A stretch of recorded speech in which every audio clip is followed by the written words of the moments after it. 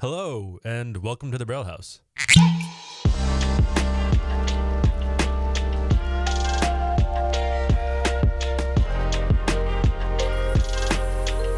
Y'all ever notice something, and then once you notice it, you can't not notice it? I'm going to do that to you today.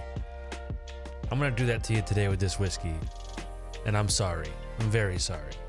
But yes, welcome back once again to the Barrel House. I am your host, Joe Kane, and today we're getting into a Texas whiskey that I will hopefully not ruin for you.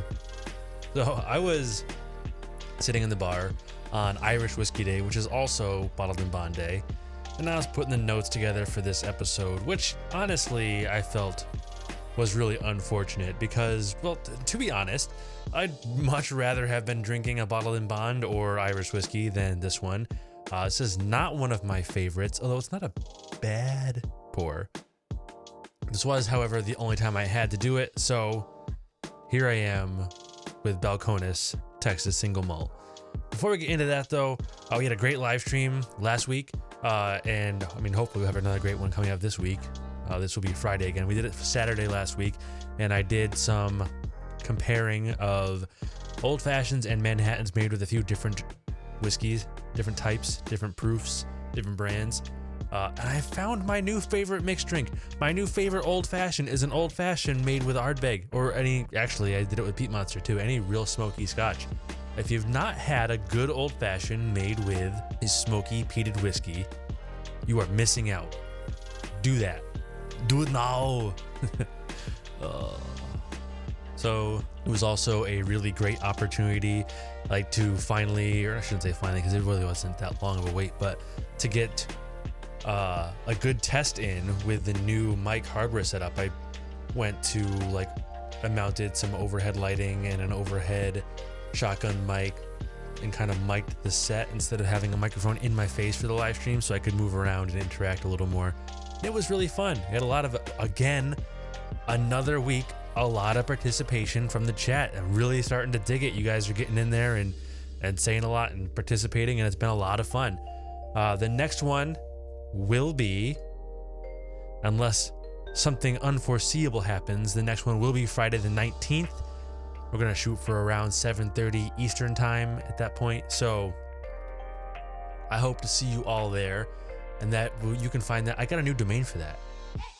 I got a new domain for that because I'm just that special, and I wanted one that was easy to remember or easy to get to, because saying to go to barrelhousepodcast.com and then find the link, some people weren't willing to do that. I tried whiskey.show and people didn't love that as a link, mostly because of that E.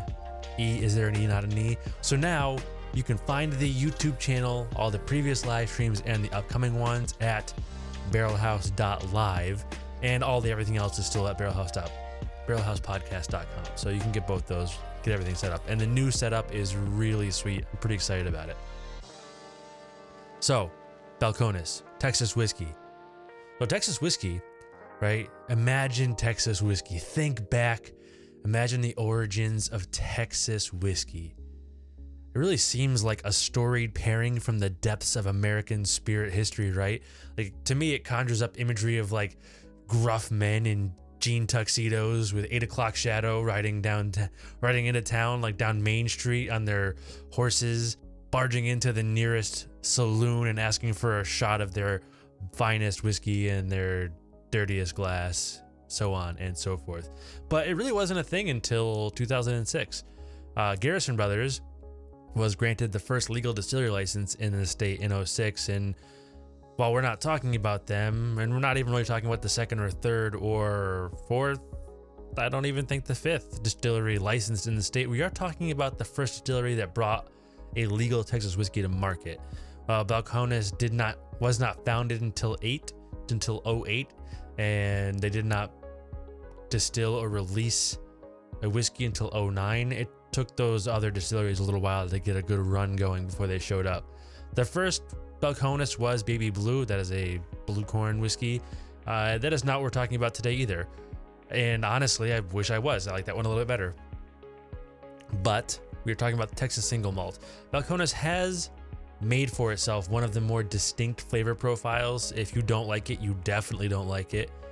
And I won't say that there's no variation in Balcones whiskeys. There's actually a pretty wide variation. And honestly, we'll see that today is I really like a couple of them. I really like the Balcones Texas Bourbon and the Brimstone. The Baby Blue is not bad. The Texas Single Malt, probably one of my least favorites of the lineup, but it's the only one I have right now. And this is a bottle that I've had for a while. They are a really great example of what Texas whiskey is, though. They do have the characteristics of a Texas whiskey. They are aged quite rapidly because of the climate down there. They're very dark. They're very dense mid-palate. They're very long finish, which are all characteristics of a typical Texas whiskey. And if you are interested in getting into Texas whiskey, they are a good choice of a place to start. They've basically become like the one of the distilleries, if not the one that you think of when you think of like the Texas whiskey forefathers. And they've really gotten to be one of the bigger Texas distilleries as well. I mean, there's just distribution all the way up here in Connecticut from what really is a small craft distillery. It's not all been sunshine and rainbows for them. In 2013, the founder, Chip Tate, needed a cash infusion to keep the business afloat, and he took on some investors. And without getting too into the nitty gritty on this, there was some infighting, some word against word drama, and ultimately Chip was out for better or worse, and the distillery is doing great now, but it is not all the same people that started it. Although there are some people who are still there from the beginning. It definitely just went through a drama period. So today we are talking Balcones, Texas #1 single malt. This whiskey is 53% ABV, 100% malted barley. The bottle I have is batch SM15-6, bottled 5/27/2015. If you want an idea of how much I love this. On the nose, it's very American malt forward. Now, if you're not that doesn't mean anything to you.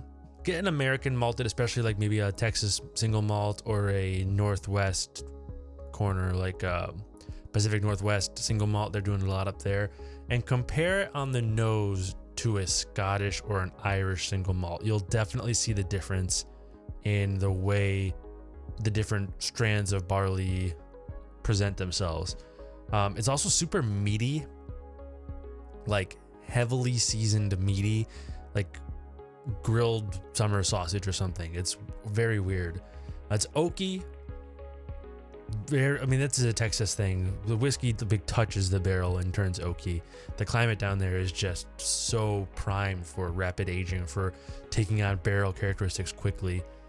It's very baking spicy. It's very bready. There's a little bit of dark fruit, but primarily it's not a very sweet nose.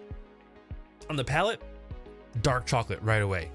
Sweet dark chocolate, tangy malt funk, that cereally malty kind of funk that you really only get around real heavily malted whiskeys.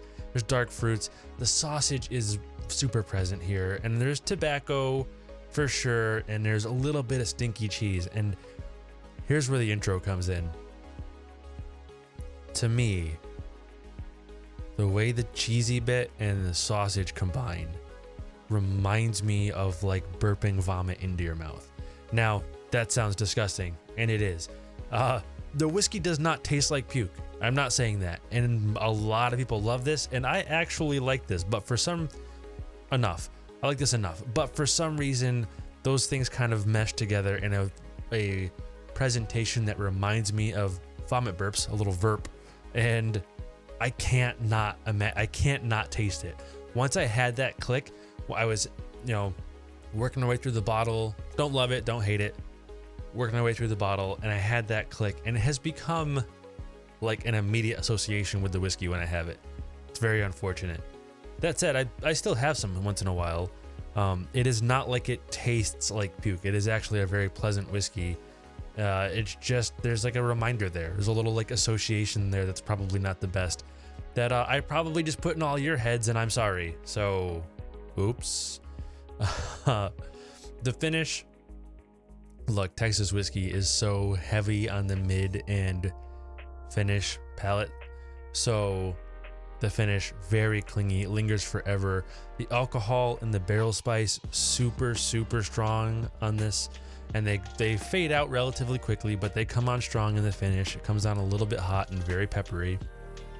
There's lots of tobacco, like cigar tobacco, like smelling a cigar, not burning, not burnt, not on fire, just a regular unlit cigar. And the finish, honestly, is the nicest part of this whiskey to me. I really like the finish on this. It's not overly sweet. It's not overly tannic or bitter. It's just kind of a pleasant, spicy, sort of, I would almost say savory finish. I like it quite a bit. I mean, overall, this one's not for everybody. It's a little bit high proof.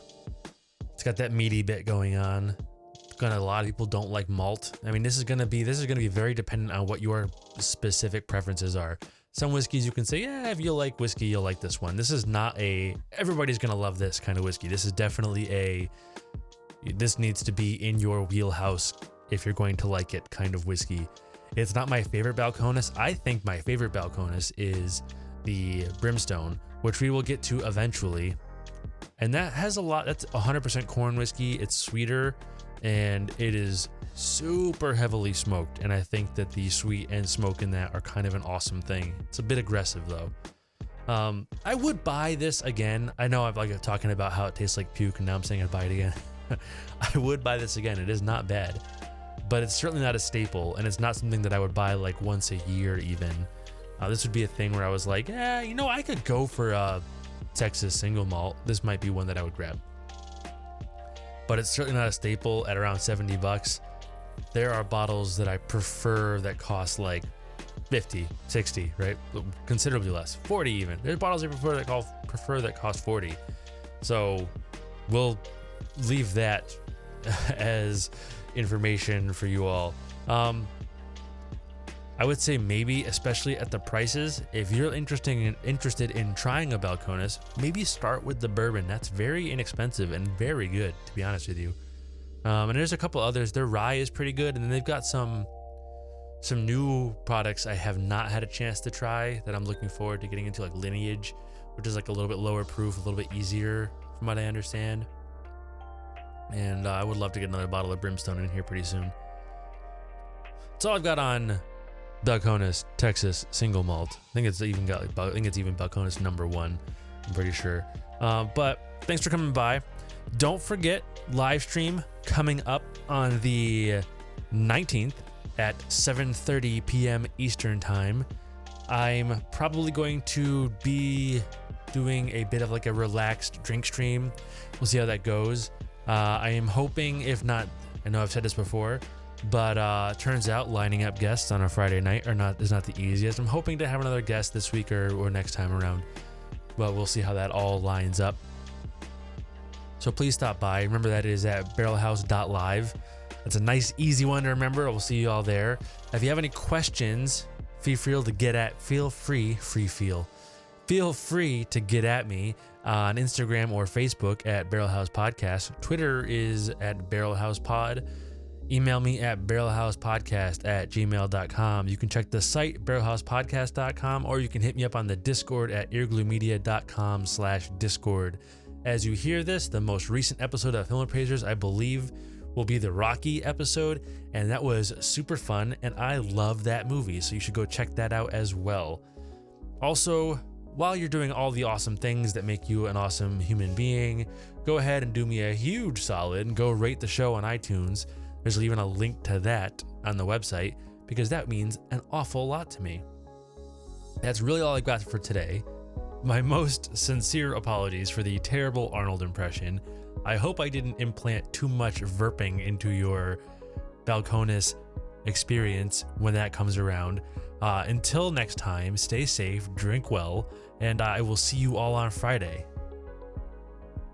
The Barrel House is written, produced, and hosted by Joe Kane, and it's a proud member of the Earglue Media Network. Views and opinions expressed on this show belong only to the mouth they came out of, and as always, please remember to drink responsibly.